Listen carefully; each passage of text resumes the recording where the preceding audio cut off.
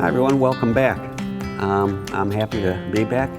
It's a beautiful snowy day here in February and we're at our favorite restaurant in Lake Geneva, Simple. So our next few episodes are going to be really exciting. I'm very excited to share with you. We've done one of these last year, creating plant patterns. So I've talked a lot about various plants that I enjoy using. In fact, you can go on the northwindperennialfarm website. I just put this up and edited it. I call it the appropriate perennial plant list, and that's on the northwindperennialfarm website. So if you like to print that off, and it's just plants I like to use because one, they're durable, they have a forgiving nature, and they give me an easy start when I'm designing gardens, and they're so comfortable to be added to, because it's all about enhancement. Once you get your patterns defined and in place, you keep adding and enhancing the garden. And that's called the joy of gardening. So before we begin too, I wanted to show you a book I just started reading, in fact 2 days ago. It's The Hidden Half of Nature. It's about all the little creatures that are actually on the planet everywhere. So it helps me understand more about their relationship to how I live and the plants I enjoy, and especially the soil, and especially myself, because we're inhabited by all these little creatures also. So I just wanted to share this with you, and if you go on my my list, preferred reading, I have a lot of books listed.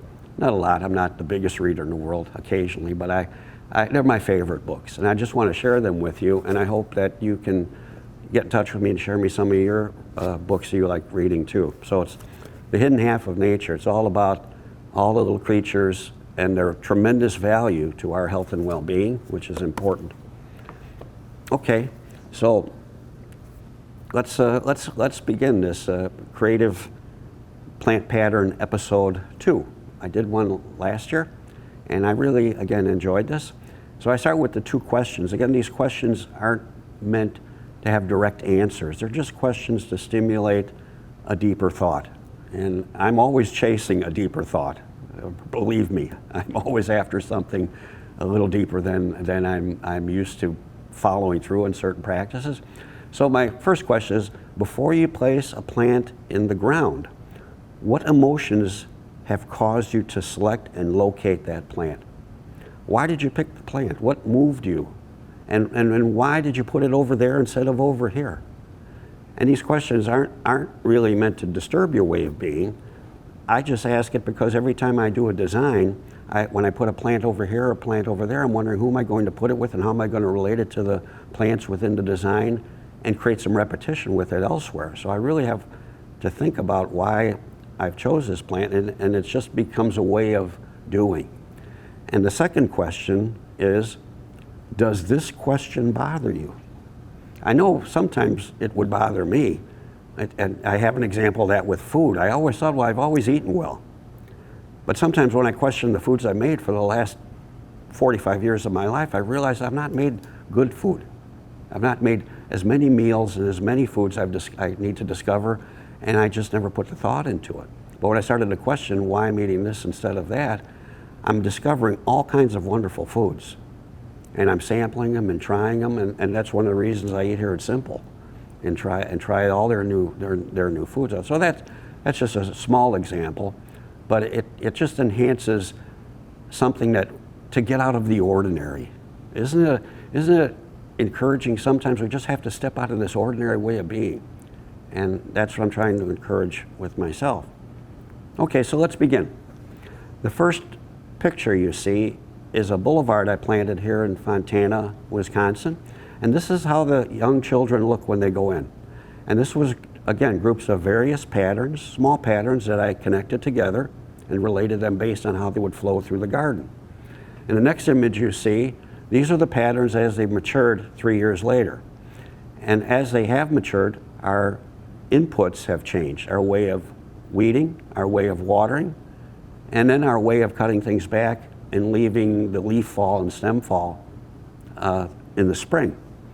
And they've all adapted well because the patterns related well to each other. And the next image you see are some of the patterns that we've created and we're selling at Northwind. Because our idea at Northwind is not just to sell a plant to people, it's to sell plant groupings to people. putting plants together in very small patterns. You can see this is a sensory garden where it's touch, taste, and smell, and also listening and hearing. And that just occurs as you put the plants in. So many, again mentioning little creatures, so many insects, birds, and the butterflies actually are quiet, but the birds and insects that you hear, especially in the evening, for me, because I take more time to listen in the evening, I'm usually rushing around so much, I don't have that opportunity. And I put this little chart together, you see on the next picture. This is a little way of looking at growth rate and growth habit. This is Perovsky, a little spire.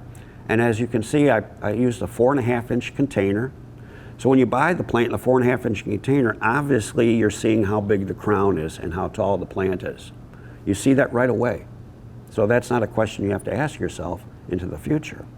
So what I did, I have the first year, the second year, and the third year. And you see June through October, the first year, June through early August, the second and third year. And you can see the first year, usually when you buy it, if you put it in the ground, it's going to probably be about 5 to 6 inches tall in a 4.5-inch pot. And it's going to have about a 6-inch spread on it. Then by October, it probably is going to reach the height of about, maybe 14 to 15 inches, and it might be 8, maybe 9 inches wide. And that's your first year of growth from a 4.5-inch container.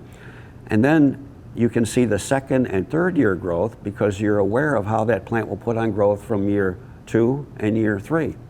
And the little chart then, little diagram you draw, it's not only drawing it for yourself, it's drawing it so you think about it in here.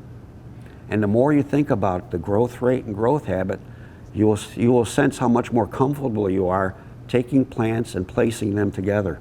Because you'll see how each plant will grow and grow into each other with its growth rate and growth habit from youth to maturity. And I know on most of my shows, I keep repeating this over and over again, but in my way of being, I can't think of any other way to put plants in the ground. Back in the 80s, I tried hope. Hope didn't work. I hoped this would live. I hoped this would grow together well. And as time went by, I could see that the plants were too competitive with each other. I had too many plants in that grew too quickly and shaded out the other plants. And that's how I came to understand growth rate and growth habit. So now let's get together and let's draw up some plant patterns. And the first one is, I call this a Monet moment. This is Salvia Blue Hill and Salvia East Friesland. So I'm going to start with Salvia East Friesland. I'm going to put one right in the corner. This is a 4 by 5 foot area. I'll put East Friesland here, and I think I'll put another East Friesland about 15 inches away, and I'll put another East Friesland here. And see already, I'm going to use my eraser. You got to have an eraser, very important. I made the circle too big. The container is probably only going to be about that big. So I want to make sure I do this. And I'm always correcting myself, at least 5 times. Then I'll put another East Friesland here. And I'm going to put a Blue Hill here, and a Blue Hill up here, and another East Friesland, and another one over here. So I've got 1, 2, 3, 4, 5, 6, 7, about 8 plants. I think I'll put another East Friesland here. I need about 9 plants in 20 square feet, around 15 inches. So that'll give me, as you see in the image, the soft blue from Blue Hill.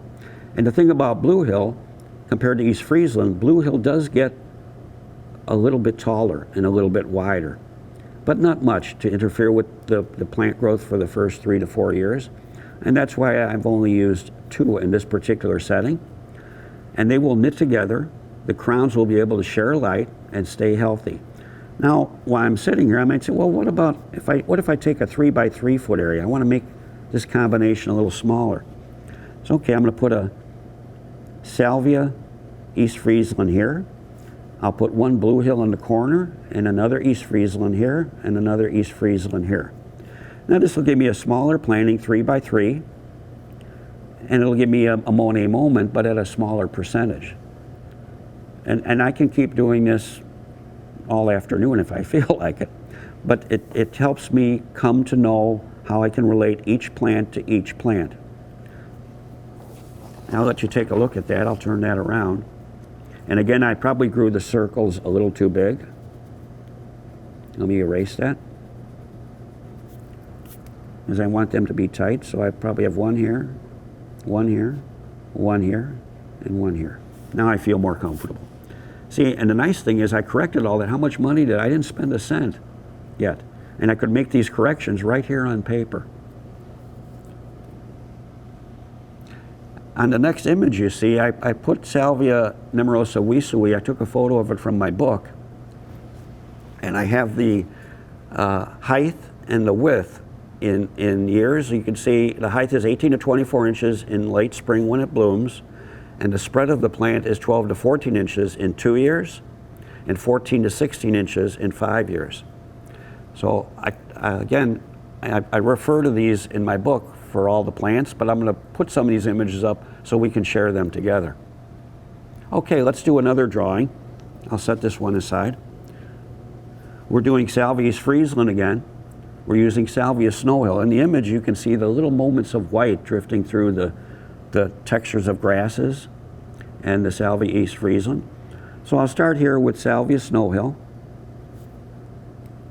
And I'll do another Salvia Snowhill here. And I think I'll put one up here. So I'm going heavier on the white. I'll put East Friesland here, East Friesland here, and I'll put another East Friesland here, again on 15 in centers. Here I'll put Allium Summer Beauty, and on the other side Allium Summer Beauty. So it gives me the white drifting into the purple, and the circular flowers, the round globe flowers of Summer Beauty on both sides.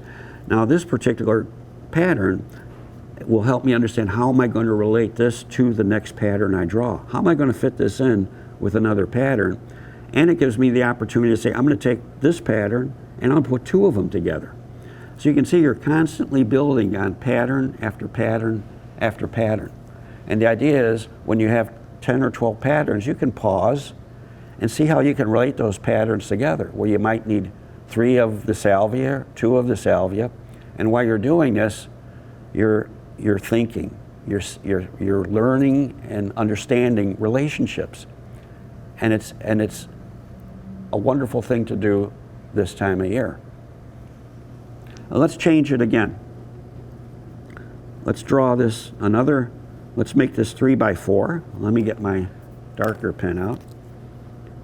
3 by 4, just to show you the flexibility you have in your patterns. And let's go heavier with Salvia East Friesland. East Friesland here, East Friesland here, East Friesland in the middle, 2 Snowhill, and 2 Summer Beauty right here. So I've changed the pattern. I have the same look. I've made the pattern slightly smaller.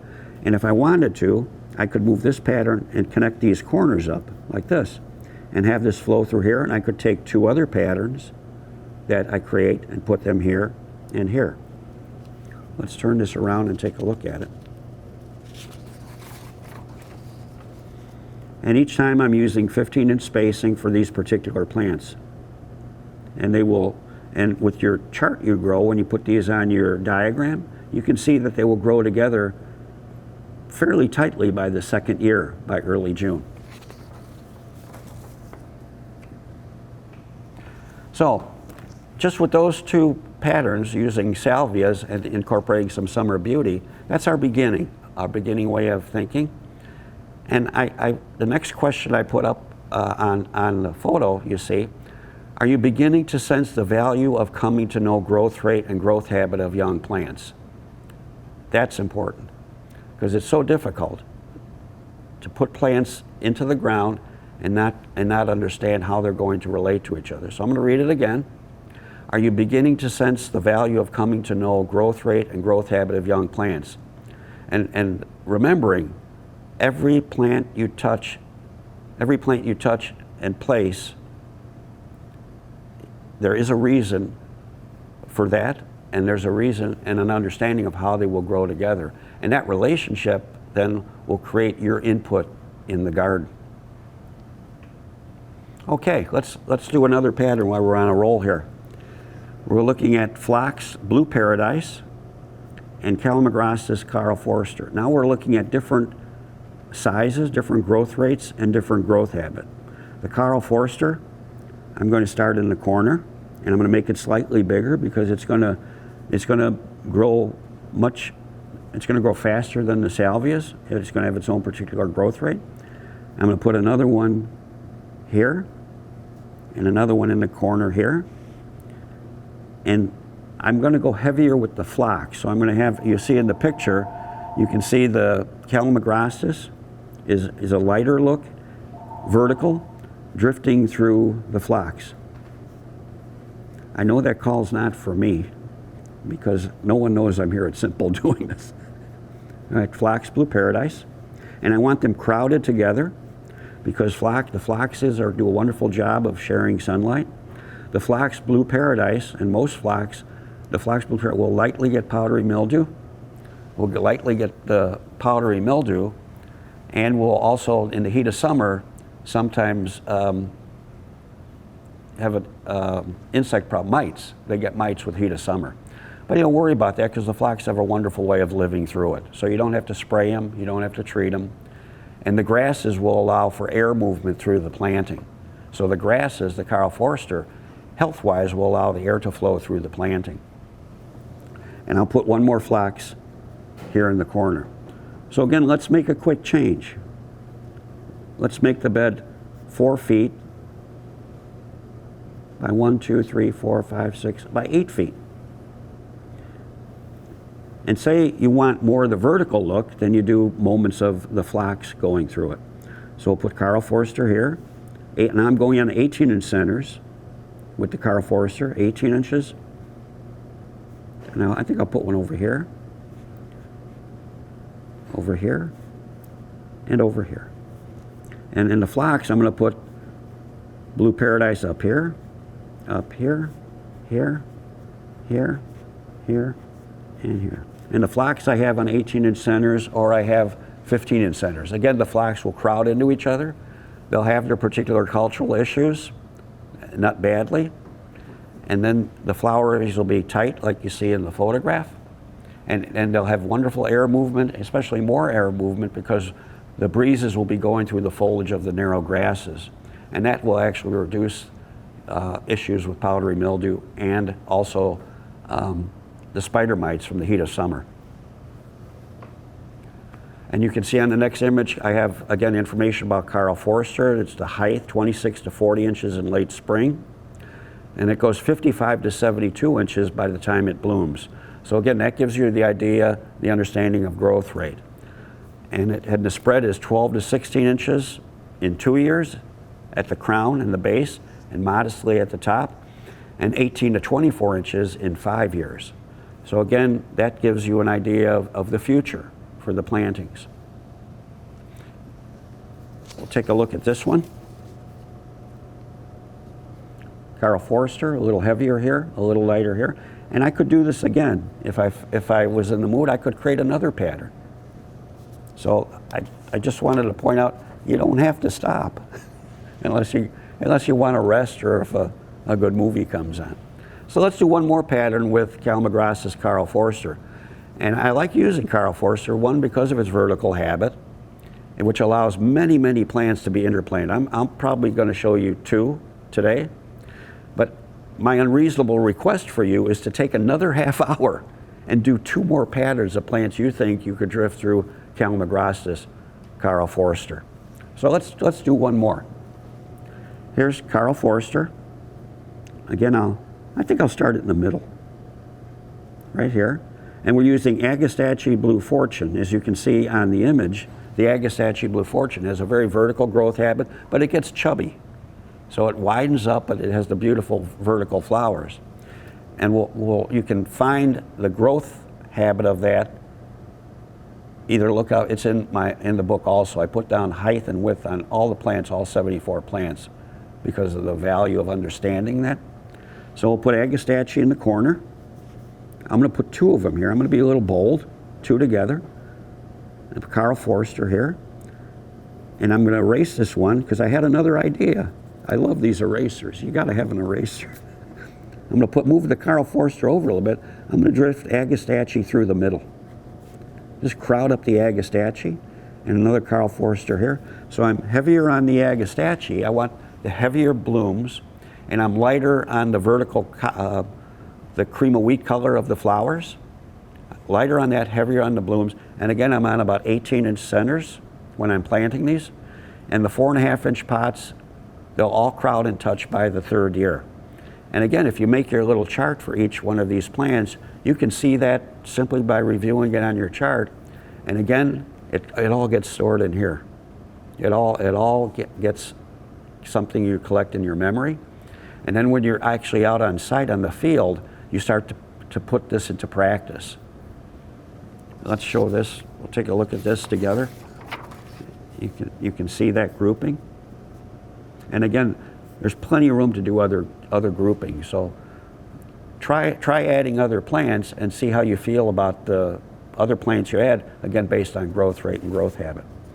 So I think this will be our show for today. I've covered a lot, and I'm hoping that I've done a good job sharing this with you.